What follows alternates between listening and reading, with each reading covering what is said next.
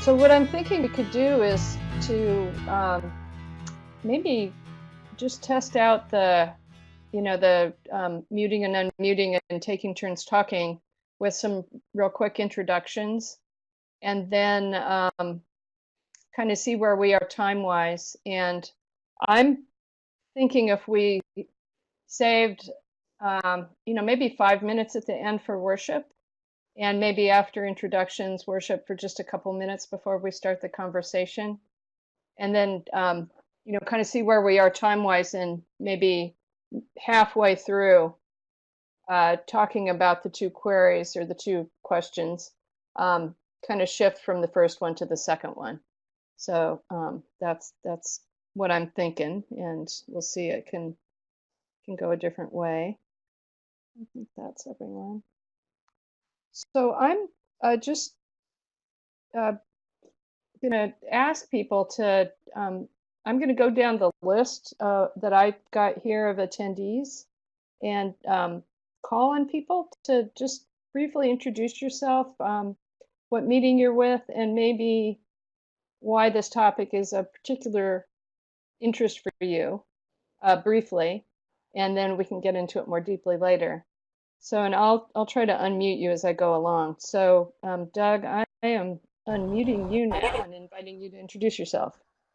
Hi, my name is Doug Smith. I'm with Reno Friends Meeting, currently in Phoenix, and my wife Sherry wanted to join us, but got called away to help take care of her folks on a kind of an emergency. So, hi to those of you that might know Sherry Smith. And I'm joining just because I'm curious to see how this new scheme of Mary's works. Okay, thank you. Elizabeth. We are in the middle of our evening routine. So I am from Albuquerque Monthly Meeting, and I am joining you because I am currently the clerk of Worship and Ministry, Albuquerque Monthly Meeting, and this is a very timely topic for us. And so I wanted to take the opportunity to listen in and hear what other people had to say. Thank you. And then going down the list, we have Jean Lester. And I'm going to unmute you, Jean, and see if we can actually hear you. So Can you hear me? Yes. Okay. Well, I'm in Orange Grove Monthly Meeting, and I'm on Worship and Ministry with Sharon Gates, and we wanted to hear what you have to say about worship in Quaker meetings, unprogrammed meetings. Thank you. We want to hear what you have to say too. Okay, Rachel, how about trying introducing yourself? Okay, can you hear me? Yes, that worked like a charm. Cool. I'm Rachel Findlay from Strawberry Creek Meeting in Berkeley, California, and I'm on the Worship and Ministry Committee. And we're planning, we have done one workshop on spoken ministry this spring, and we're planning another one in March. And we're looking to plan a whole series on meeting for worship in the fall. So I'm here to get some ideas and share whatever seems useful. Excellent, great. Thank you so much. And Sharon, are you, let's see if we're able to hear you. Okay. So Sharon Gates from Orange Grove Meeting, and I'm also on Worship and Ministry with Jean, and this topic is huge for us right now. Both the ministry part of it and especially what to do when things need correcting or need work. Great, thank you. And, that's why I'm here. Awesome, me too. And Wynn, how about you? Yeah, I'm Wynn Lewis from Santa Fe Monthly Meeting. Okay, good. So I'm really interested in this, and I think more because I get the sense that there's not much sharing in our meeting, and perhaps not much understanding of what of the value of silence. And we have a lot of fairly new attenders, and so we need to start doing some teaching, some modeling, some mentoring, and sharing about it, and so I'm looking forward to getting some new ideas.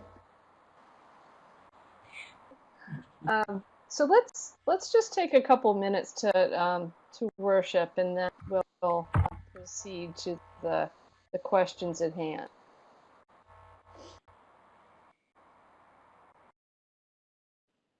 Thank you for that. Okay, so my plan is to try to take some notes while we're going along, and they're not going to look very good here. I'll clean them up just a little bit. I'm not going to clean them up very much. So I thought it would be good to start by reflecting on the waiting and the expectant and the silent component of worship, and how we talk about and how we understand that partly. I don't know, just would be really lovely to hear what people had to say, I think, and then also to help get some ideas about how to share that understanding with newcomers. So how do we keep ourselves aware that, and this is a quote from Baltimore Yearly Meeting, how do we keep ourselves aware that silence is not just a space between messages, but a deep and living communion with spirit that gives life? And if you have something to share, or when you have something to share, raise your hand and I'll try to get you unmuted. One of the things, well, this is Jay Thatch. One of the things that I'm aware of is that waiting upon has a couple of different meanings. One is to wait upon as people are paid to do at a restaurant. And that's a surprising way of thinking about waiting that might raise some awareness of one of the things we're doing there.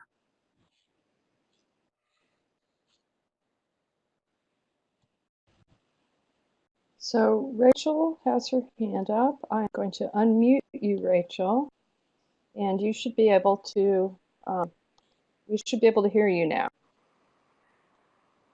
I wanted to say that to understand the depth of the silence, and also that we don't experience it the same way. Some people may think a meeting was very deep and centered, and other people may themselves not have been able to enter the living stream of the meeting.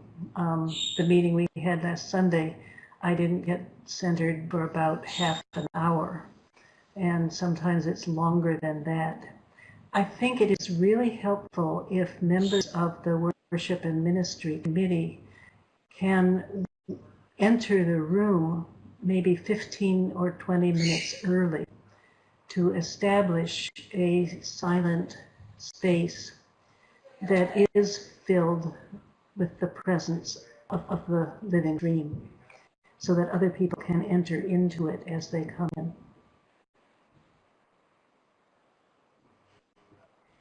So let me just do a little fumbling here a little bit. So Sharon, you're up next. Let me, I'm going to mute Rachel and unmute Sharon. Okay, there we go. So Sharon, you should be able to, we should be able to hear you now. Okay. Can you hear me?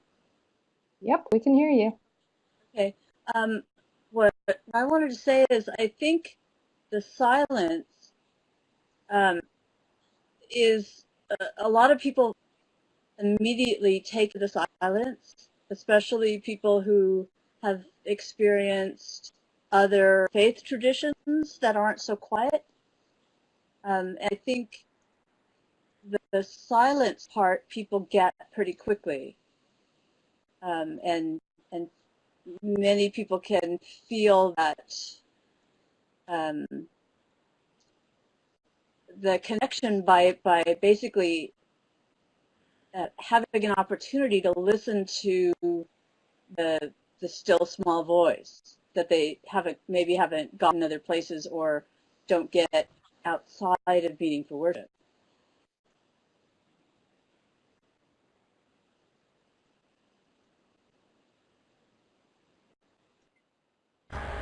Yeah, okay. Just quickly, I think years ago, I think it used to really bug me when something would happen that I kind of deemed to be disruptive during worship, and having the kids come in early was one thing, and I remember almost thinking, doggone it, why are they messing up my worship? And I think over the years I've gotten to the point to where I just kind of view everything that happens during that in and of itself, and that's hard for me because I love the silence. I love just sitting in silence. Two comments. One is that worship doesn't equal silence, and waiting on God isn't confined to just that silent time and just being worshipful, being classically worshipful.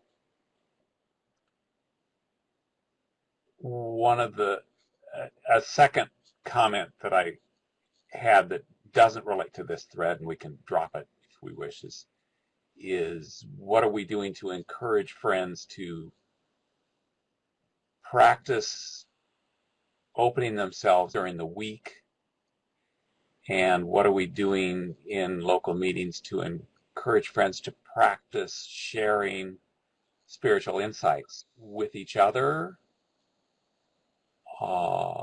in ways that maybe don't carry quite the freight that, or the high bar of expectation of shaking in our boots that meeting for worship often does. What are we doing for worship sharing or for afterthought twilight meetings?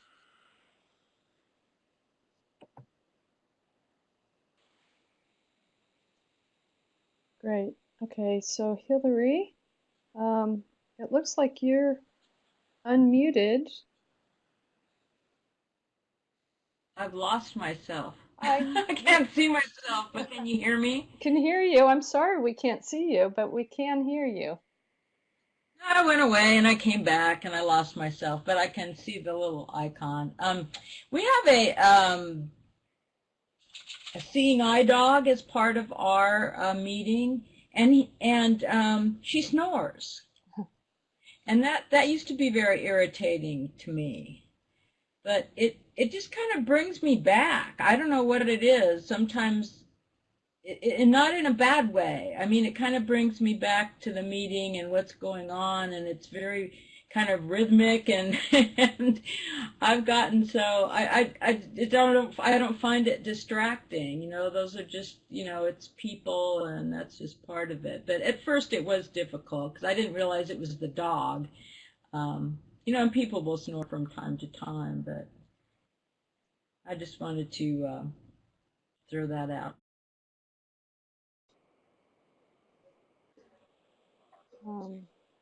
Jay. I also want to raise up the possibility of enabling ministry and a worship and ministry committee looking for friends who might be reluctant to speak up in worship, but whom they've noticed have a gift for speaking truth at other times, and encouraging them and helping them learn, meeting with them, having lunch, or taking them under their care in some informal ways to develop their voice in the meeting and perhaps develop their voice in worship. Talk about discerning whether it's right to come to your feet and speak or not. So if there's ministry that might unsettle the meeting, yes, counseling those friends who are consistent in doing that is good, but also encouraging ministry from others is a clear and positive, and it seems to have life in it to me. Thank you.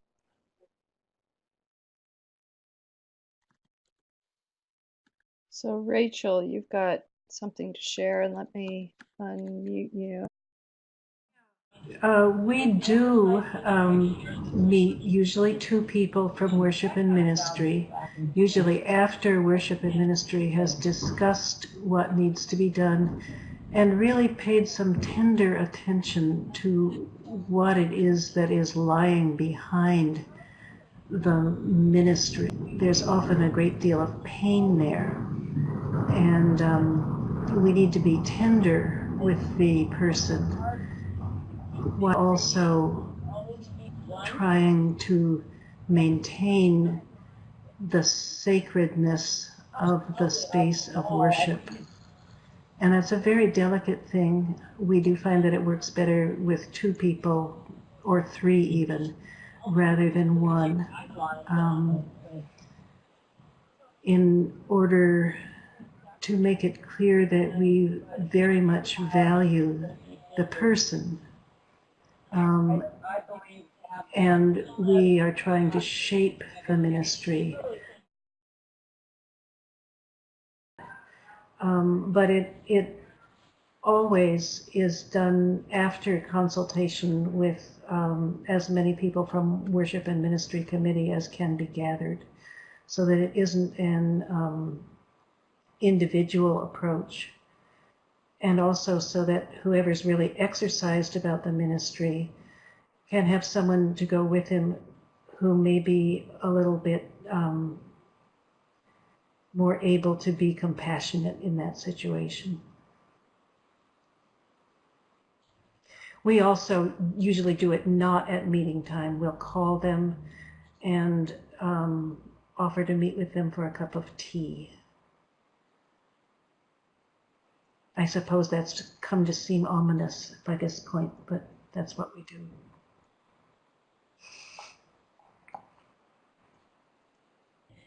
We have a problem. We have people, when people are speaking and there's been complaints, is this an oversight situation or is this a worship and ministry situation? So that kind of bounces back and forth for a while. We can't seem to make up our minds who's supposed to deal with it. So right off the bat, that's kind of a problem. But I think there are just some general guidelines that we can encourage people to follow. You know, not to immediately jump up as soon as worship starts, to keep things brief, to only speak once. And within those guidelines, if they do say something that just seems totally off the wall, I think it's, at least to me, it's more palatable.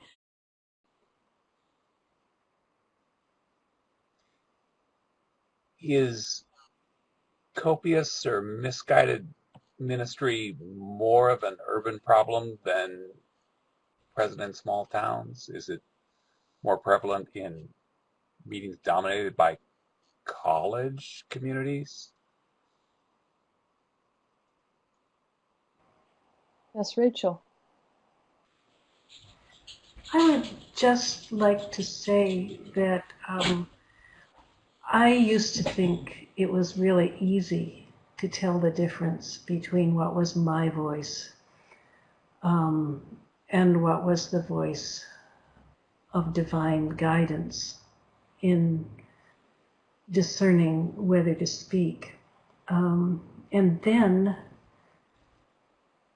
one of my family members became seriously mentally ill and started hearing voices and thinking that they were the voice of God. And I found it very difficult to explain to that beloved person what I felt the difference was. And many years later, I realized that there had been a divine voice in the disorganized utterance of that person.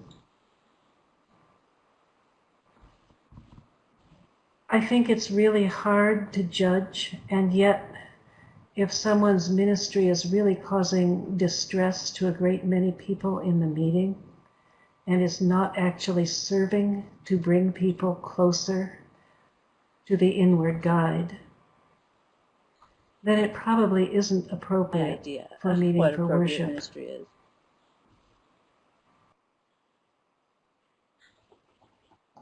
Hillary.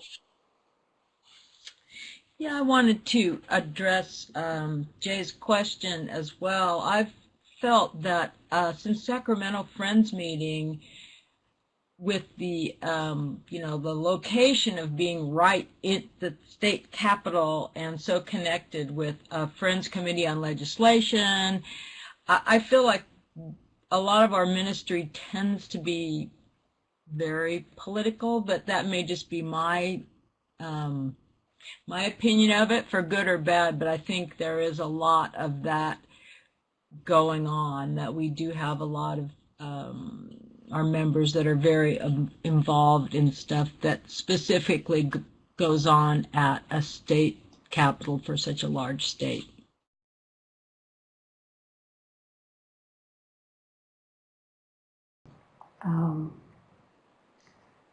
I'm not sure it necessarily is about the kind of town or the size of the meeting.